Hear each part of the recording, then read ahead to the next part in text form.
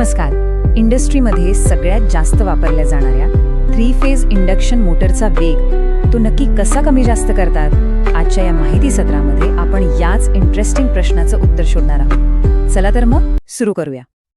तर मूळ प्रश्न अगदी सोपा आहे. या पॉवरफुल मोटरचा स्पीड आपल्या गरजेनुसार कसा बदलायचा?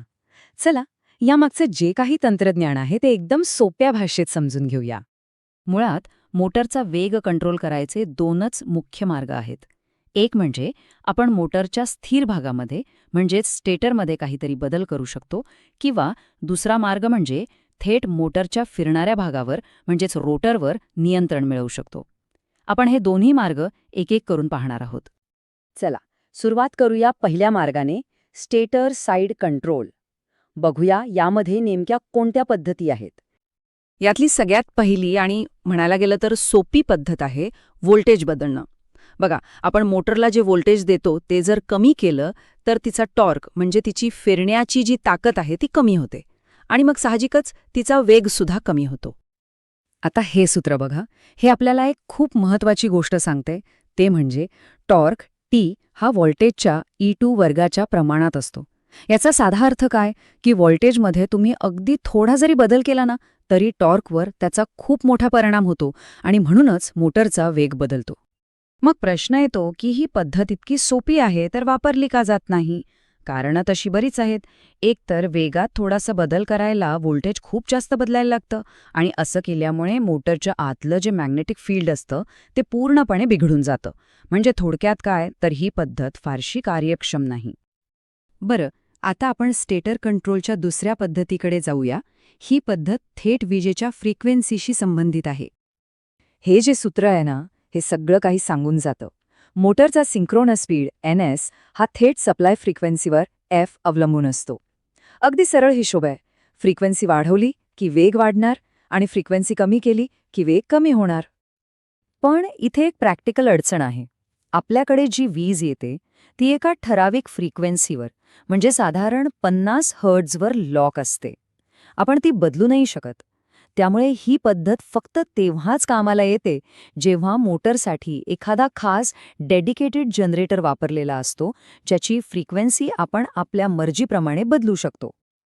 आता आपण त्याच सूत्राकडे पुन्हा एकदा येऊया, पण यावेळी थोड्या वेगळ्या दृष्टिकोनातून.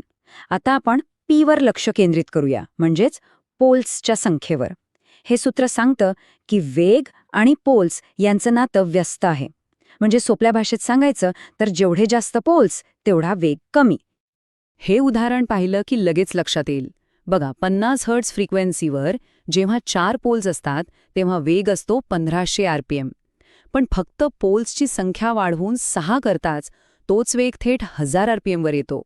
म्हणजे फक्त वाइंडिंग बदलून वेगात इतका मोठा फरक मिळवणं शक्य आहे. तर हा झाला पहिला मार्ग. आता वळूया दुसऱ्या मार्गाकडे, रोटरवरचं नियंत्रण. इथे आपण थेट मोटरच्या फिरणाऱ्या भागामध्ये बदल करतो. पण हे लक्षात ठेवायला हवं की ह्या पद्धती काही विशिष्ट प्रकारच्या मोटर्ससाठीच वापरल्या जातात. रोटर कंट्रोलमधली पहिली पद्धत आहे रिओस्टॅट कंट्रोल. यामध्ये काय करतात तर रोटरच्या सर्किटमध्ये बाहेरून एक रेझिस्टन्स जोडतात. पण एक महत्वाची गोष्ट म्हणजे ही पद्धत फक्त आणि फक्त स्लिप-रिंग प्रकारच्या मोटर्सवरच काम करते, इतर कोणत्याही नाही. आता आपण एक खरंच खूप वेगळी आणि थोडी गुंतागुंतीची पद्धत पाहणार आहोत, कॅस्केड ऑपरेशन. कल्पना करा की एकाच शाफ्टवर 2 मोटर जोडलेले आहेत. एक आहे मुख्य मोटर आणि दुसरी आहे सहाय्यक मोटर, जी पहिल्या मोटरने तयार केलेल्या विजेवर चालते. हे नक्की काम कसं करतं? सोप्पं आहे. दोन्ही मोटर्स एकाच शाफ्टवर फिरतात. जी मुख्य मोटर आहे A, तिला आपण मेन सप्लाय देतो.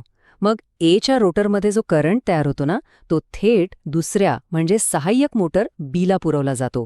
म्हणजे एक मोटर अक्षरशः दुसरीला चालवते. आता या सगळ्या किचकट रचनेचा फायदा तरी काय? फायदा जबरदस्त आहे.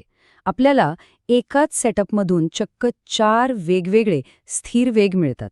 म्हणजे फक्त A चालवून, फक्त B चालवून, दोन्ही एकत्र जोडून आणि दोन्ही उलट दिशेने जोडून. कमाल आहे ना? आणि आता रोटर नियंत्रणाची शेवटची पद्धत, रोटर सर्किटमध्ये बाहेरून व्होल्टेज इंजेक्ट करणे. म्हणजे जसं आपण एखाद्या गोष्टीला बाहेरून बूस्ट देतो, साधारण तसंच काहीसं. ही पद्धत खूपच लवचिक आहे. जर आपण बाहेरून दिलेला EMF हा रोटरच्या मूळ EMFच्या विरुद्ध असेल तर रेझिस्टन्स वाढतो आणि वेग कमी होतो. या उलट जर तो समान दिशेने असेल तर रेझिस्टन्स कमी होतो आणि वेग वाढतो. म्हणजे या पद्धतीने वेगावर एकदम अचूक नियंत्रण मिळवता येतं. तर या होत्या स्पीड कंट्रोलच्या काही प्रमुख पद्धती. पण आता सगळ्यात महत्त्वाचा प्रश्न उरतो, आपल्या कामासाठी यातली नक्की कोणती पद्धत निवडायची? चला पटकन फरक समजून घेऊया. स्टेटर कंट्रोल हे सोपं आहे आणि कोणत्याही इंडक्शन मोटरवर चालतं. याउलट रोटर कंट्रोल हे थोडं गुंतागुंतीचं आहे आणि फक्त स्लिप-रिंग मोटरसाठीच शक्य आहे. जर आपल्याला फक्त 2-3 फिक्स स्पीड हवे असतील तर पोल चेंजिंग उत्तम पर्याय आहे. पण जर वेग सतत कमी जास्त करायचा असेल तर रोटर कंट्रोल जास्त प्रभावी ठरतं. तर मग आता विचार करा, समोर जे काम आहे त्यासाठी यापैकी कोणती पद्धत सर्वात योग्य ठरेल? कारण योग्य पद्धतीची निवड करणं हेच तर खरे इंजिनिअरिंग आहे.